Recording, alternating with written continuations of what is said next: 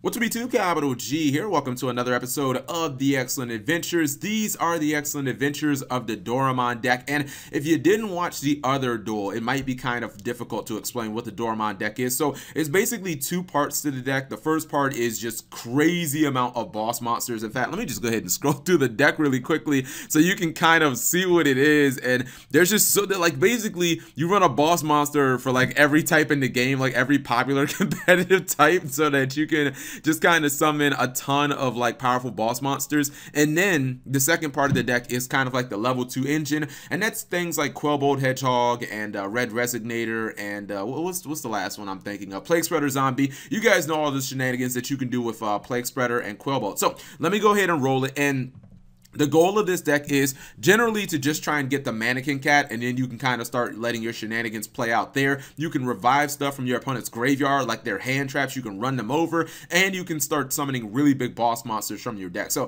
BLS guy doesn't really do anything too impressive, but interesting enough, it's not really doing anything over here either. I guess he could have set the Necro face, and maybe if BLS would have banished it, that would have been kind of funny.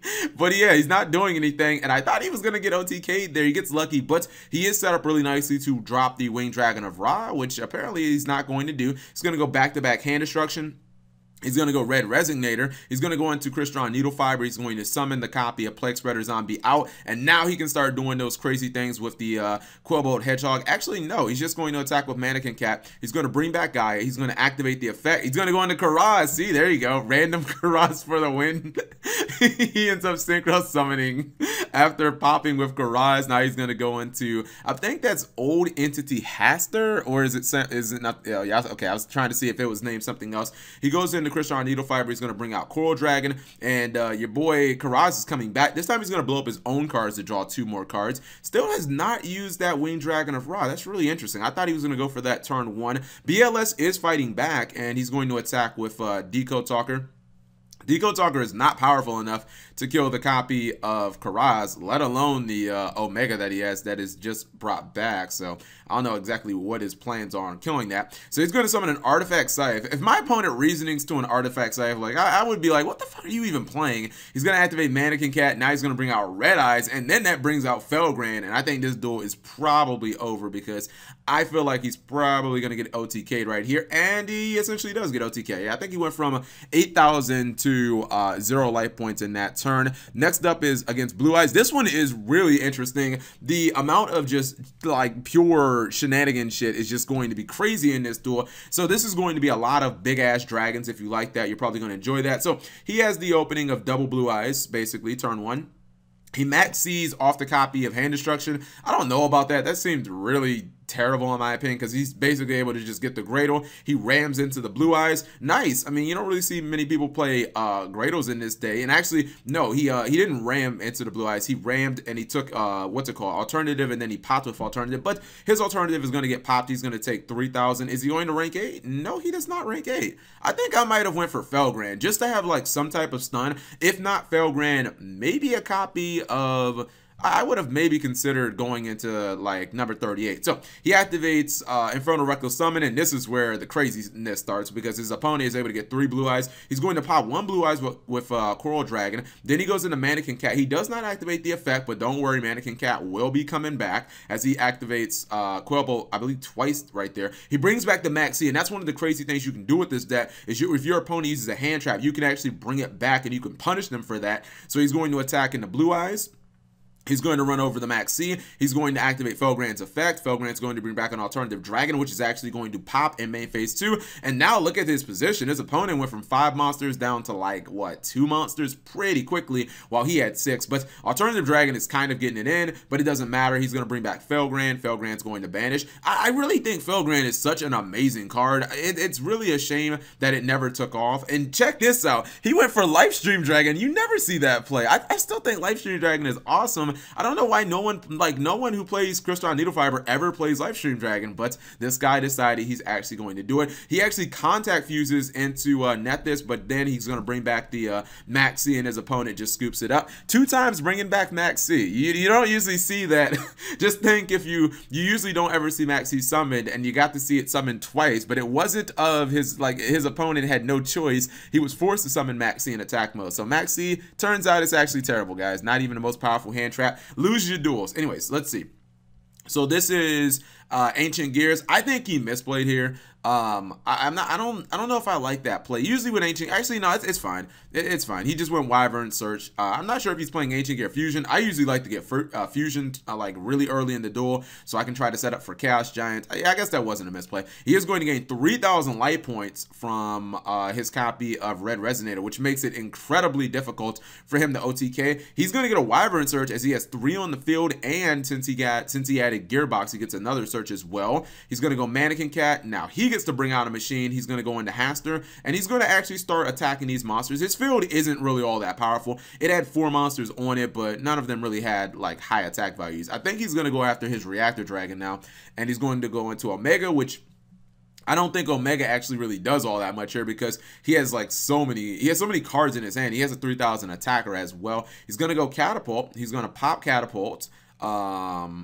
Let's see. Oh, yeah, he brings out Genzo straight from his deck. Now, the thing is, he had that limit to removal, but I think it may have gotten sniped. The Reactor Dragon's going to pop the Haster, and at this point, I really thought he was actually going to lose, but he's able to keep that Life Stream Dragon in attack mode, and the Winged Dragon of Ra might get summoned here. It does get summoned, but it gets solemned. Interesting enough, he could have used the True Nade first, but he opted not to use it. He used it in main phase 2, and I don't know, I just feel like somehow, some way, Ancient Gears should have been able to get more out of all the cards that he had. I guess he keeps getting his cards sniped out from the Psyframe Lord Omega, and he probably wasn't playing like, you know, a meta version. None of these are actually against like meta decks or anything. Then the final duel is against Trap Tricks, and this one should be fairly interesting. What is this card? I vaguely know what it is. Oh, Verdant Sanctuary. It's the one where I think if an insect monster is destroyed by battle, you summon like another monster. So yeah, none of these are like high competitive duels, and actually you can see that the Doraemon deck is kind of bricked in. When you run this many boss monsters like Karaz and Kaijus and Felgrans and Genzo and Prime Material Dragon, all this shit in the main deck, you're going to brick a lot with this deck. So if you ever want to play the Doraemon deck, just understand in like maybe 30% of your games, you can probably not higher than that. And like 40% of your games, you're probably just going to absolutely brick. He gets Reasoning, and he needs something really good. His opponent calls 4, gets Prime Material Dragon, boss monsters for the win. Now he's gonna go for the Christian Needle Fiber play, and let's see, he's just going to no battle phase, no nothing. Okay, fair enough. And his opponent has so many monsters, he should be able to do something here. Wonder if he'll tag out with TG Wonder. Nope, does not play Wonder Magician, I don't think. He actually goes into Crystal Needle Fiber. He activates Localized True Nade again. And yeah, he's going to go ahead and he's going to give him the Kaiju. He's going to target the Kaiju. He brings out Felgran. Felgran ends up banishing, and he actually ends up getting OTK'd, if you can believe that. So it's a very strange deck. Let me pause it for a second and try to show you guys what the deck actually looks like. I'm not going to explain all that much because, again, this deck is so completely random that I feel like there's no reason. So this is what the Doraemon deck looks like on paper, and crazy enough, it's even more ridiculous and off the wall than I would have imagined. Look at this second row right here, and look at all of these boss monsters. Keep in mind, you're probably not going to normal summon any of these cards. Yeah, you're running artifacts, but you don't have any artifact sanctums. My favorite thing about this deck, though, is not even just the boss monsters. It's the 1 copy of Driver and 1 copy of Gamma. So you better hope that you don't open with that Driver. It is a 45 card deck, so hopefully you won't. And Reasoning is obviously like super just crazy when you activate it because you have all these different levels, and that's one of the reasons why you run so many boss monsters, is because of things like Reasoning and then Mannequin Cat being able to like summon them from the deck. You do have a decent amount of floodgates. If you do bounce with Apex Avion, I don't think you're going to be able to get it back on the field. It's going to have to be strange, but you have things like Chaos Hunter. That's a really good card right now against Trickstars, especially if they search the reincarnation, or if they already opened it, they can't use it, and that's really powerful against them. You got stuff like Genzo that can be a little bit of a floodgate. The end of Anubis is kind of a floodgate as well. So there's a lot of weird things going on here. I think that localized Trinade actually makes sense. This card's coming out in Extreme Force, if I'm not mistaken, and it's really because it's not that Twin Twister doesn't work because he does want Twin Twister, but I think it's better than something like Cosmic Cyclone, because you'd rather just try to push for game and make like one really like sacky push than try to outgrind your opponent. You're really not going to outgrind your opponent unless you hit them with like the Winged Dragon of Ra early and you take out a ton of their resources. So why not just try to be like sacky? But yeah, here's the deck if anybody wants to experiment with it. Just understand that, as I said before, it is super prone to bricking, but if you can figure out a way to like understand and comprehend this deck, it can be a lot of fun.